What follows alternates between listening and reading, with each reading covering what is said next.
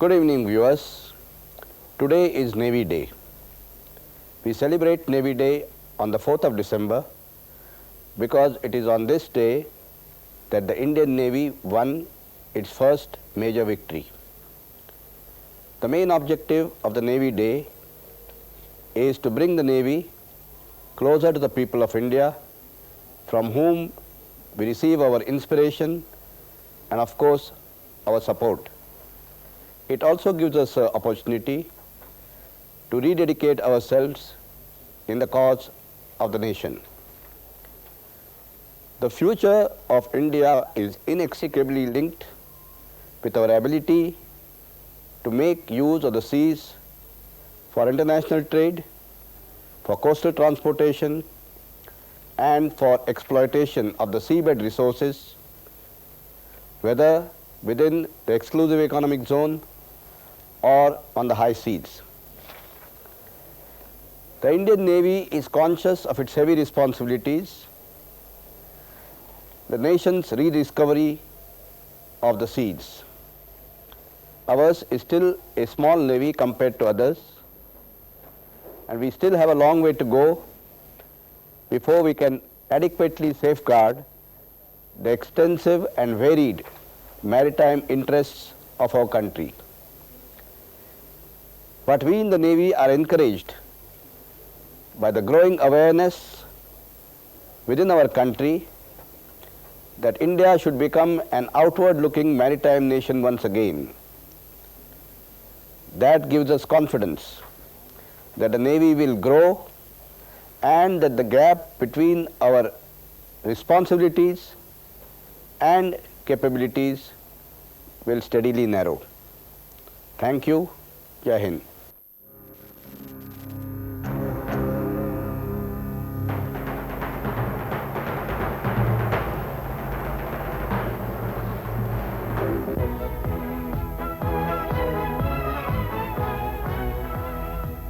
(1947). An independent India at last. The British left her a paltry naval legacy: 4 anti-aircraft frigates, 2 anti-submarine frigates, and 12 minesweepers. There were no submarines and no aircraft carriers.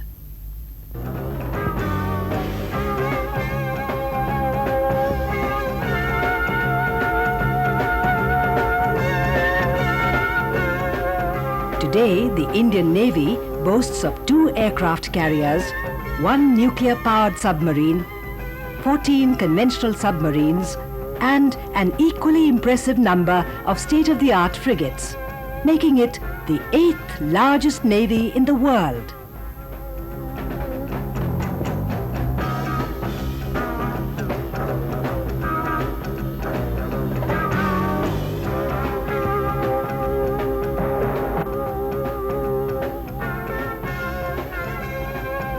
On 26th January 1950, the new republic dropped the prefix Royal from the Royal Indian Navy and the service became the Indian Navy.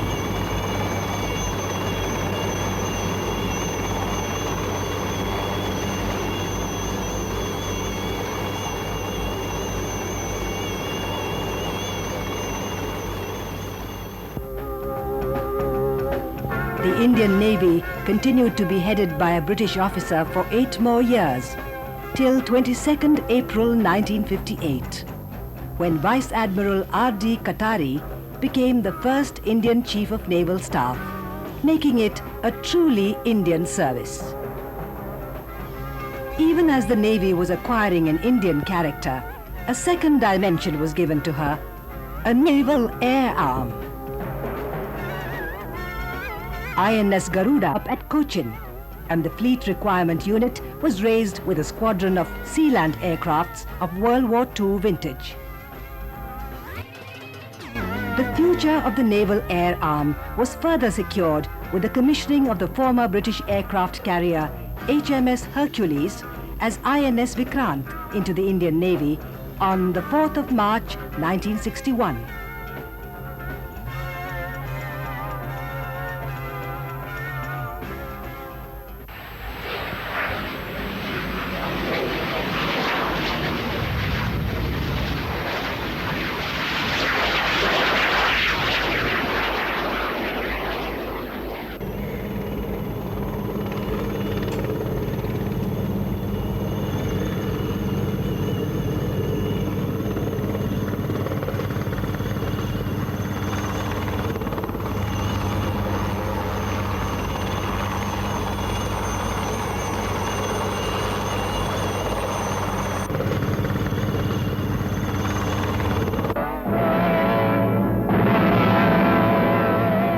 1965 Indo-Pak War highlighted the absence of the crucial third dimension of the Indian Navy, the submarine arm.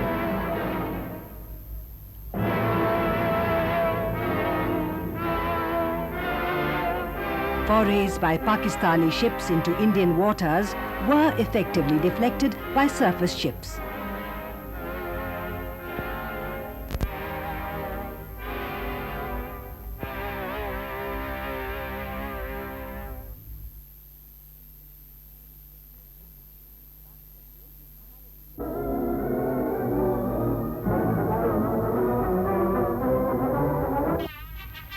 In 1965, India and the USSR signed a package deal for the purchase of a Foxtrot-class submarine squadron, training of personnel in the Soviet Union, and technical assistance in setting up training and shore facilities at Visakhapatnam. India's first submarine, INS Kalvari, was commissioned on 20th December 1969 to give the Indian Navy a truly three-dimensional character.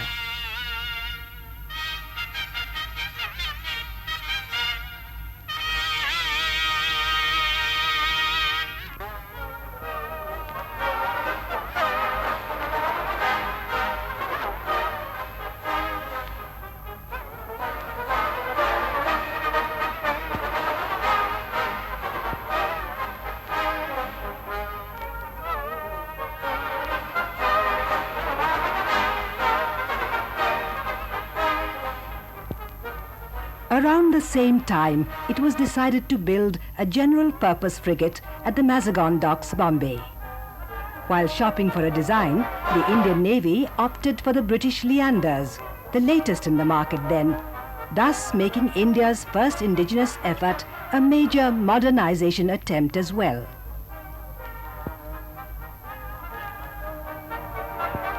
INS Nilgiri, the first of the 6 Leanders, was launched on 23rd October 1968. It took almost 4 years to build.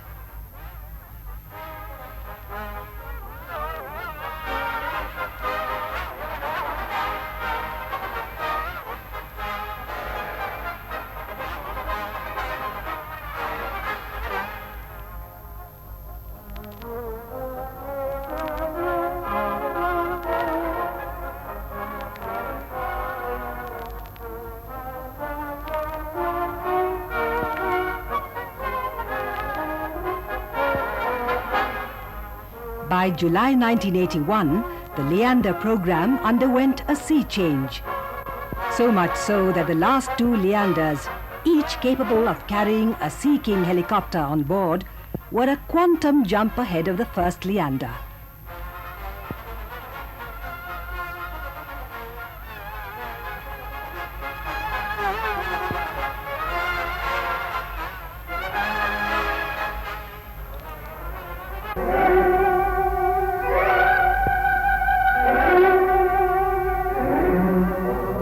Even as the Leander program was gathering momentum, the 1971 war broke out.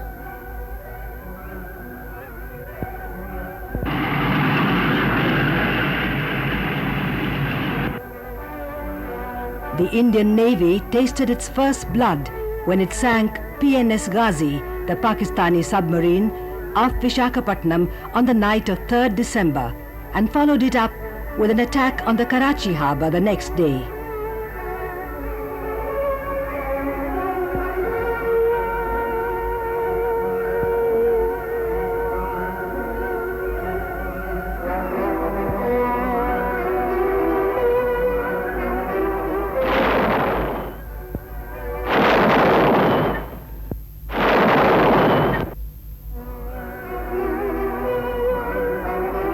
So successful and devastating was this attack by her OSA-class missiles and a large task force that ever since then, the day, 4th December, is observed as Navy Day. The 1971 war also saw the Indian Navy suffer her first loss. INS Kukri was sunk by a Pakistani submarine. The same war also saw the first shadow of superpower intervention in the region. with the US 7th Fleet entering the Bay of Bengal. The fleet was headed by USS Enterprise, a nuclear-powered aircraft carrier. In 1973, while oil prices skyrocketed the world over, significant events were taking place which were to further shape India's policy of indigenization and modernization of her navy.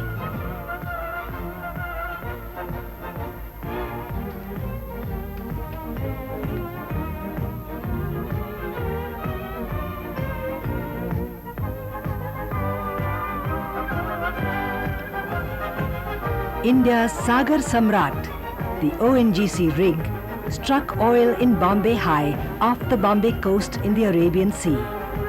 Soon this area was to become the oil bowl of the country.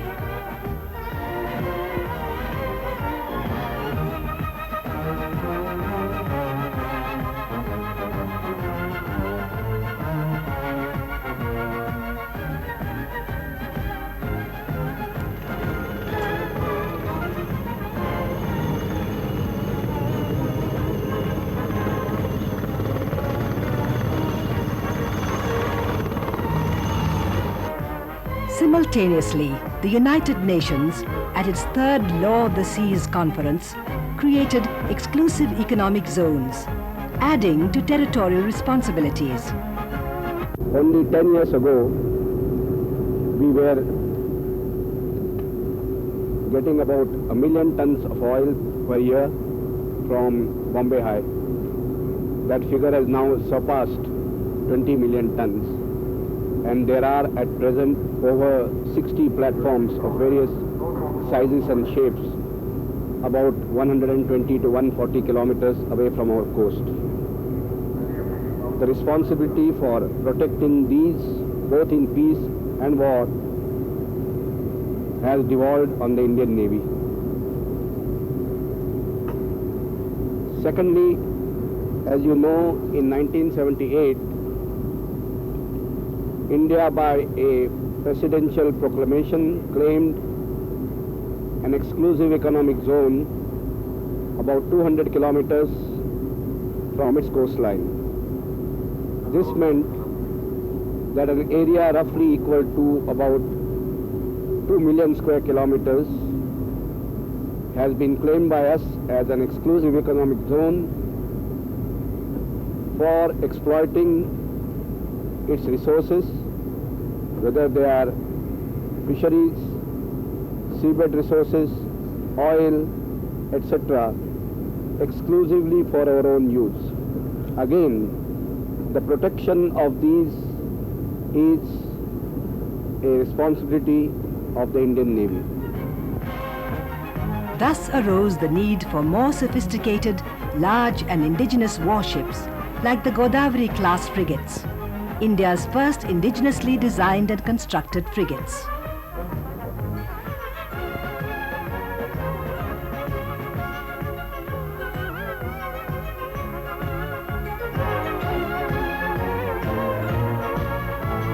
One of the lessons of the 1971 war was, it was for the second time only that surface-to-surface missiles were used in a war. And in a way it transformed naval warfare at sea.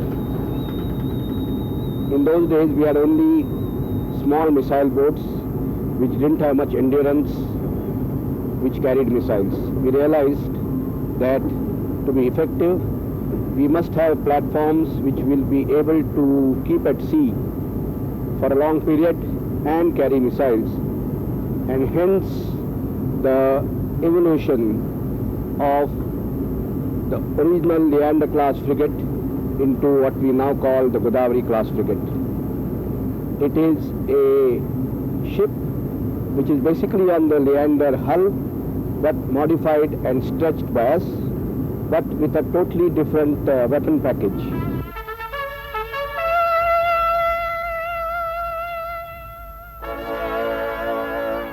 The 125-meter-long Godavari frigate is basically a stretched and broad-beamed offshoot of the Leanders.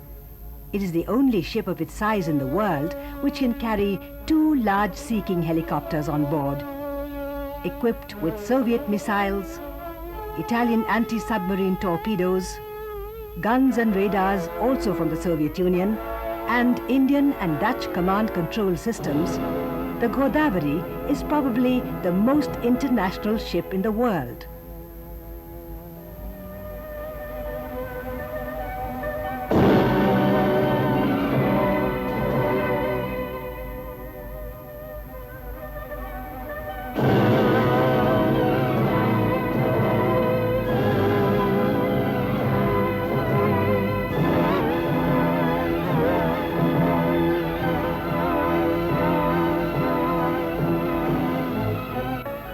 The first Godavari-class frigate, launched on 15th May 1983, was commissioned as INS Godavari on 10th December the same year. The ensuing period, however, saw a rapid deterioration of the environment in the Indian Ocean. Acquisition of new bases by superpowers, frequent movement of foreign warships in the area, and rapid modernization of naval fleets of our neighbors, which included the acquisition of harpoon missiles and other destructive weapons.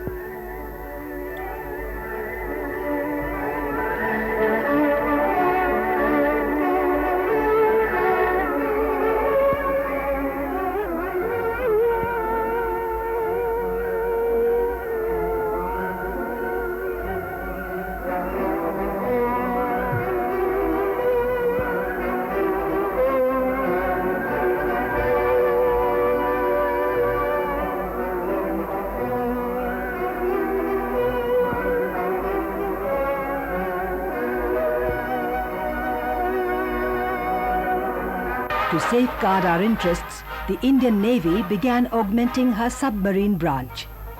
It inducted 2 German-made Type 1500 hunter-killer submarines, said to be the most sophisticated in the world.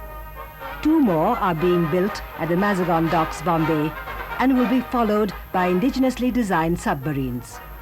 Another addition was the Kilo-class submarines with their unique teardrop hull. These were acquired from the Soviet Union in readiness for phasing out the earlier Foxtrot-class submarines.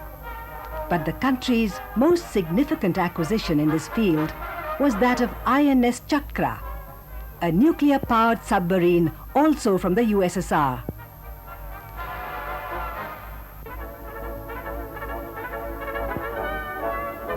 The surface fleet was further modernized with the induction of Soviet-built Kashin-class destroyers, the Durgs, and the Veer class of missile boats.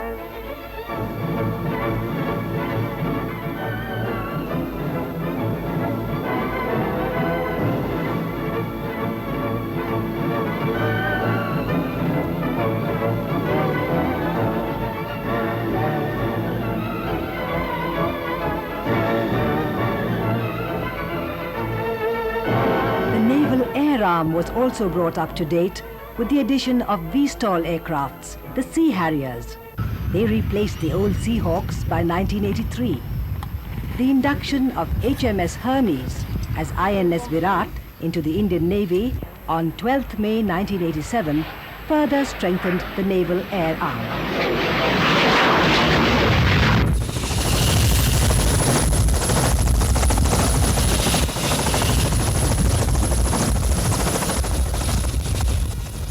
Shortly before this, the old reliable INS Vikrant, India's first aircraft carrier, went in for a major refit and modernization at the Navy's own dockyard in Bombay. Over the years, this dockyard has equipped itself to carry out elaborate refits and repairs as it is doing now on the Vikrant. Along with Sea Harriers, sophisticated anti-submarine warfare helicopters, the Sea Kings of British make, and Kamovs made in the Soviet Union were also inducted. But the quantum jump in anti-submarine warfare capability came with the acquisition of Tu-142, the long-range Soviet maritime aircraft known in the NATO as the Bear.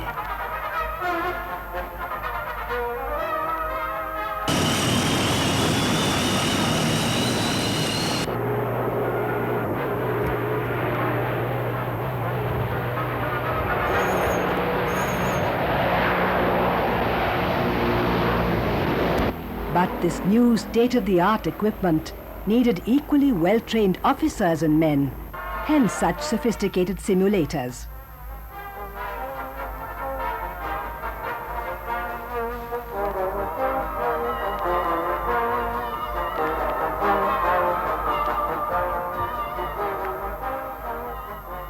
What we are trying to achieve at present is to try and improve the indigenous content in the ships that we are building in India.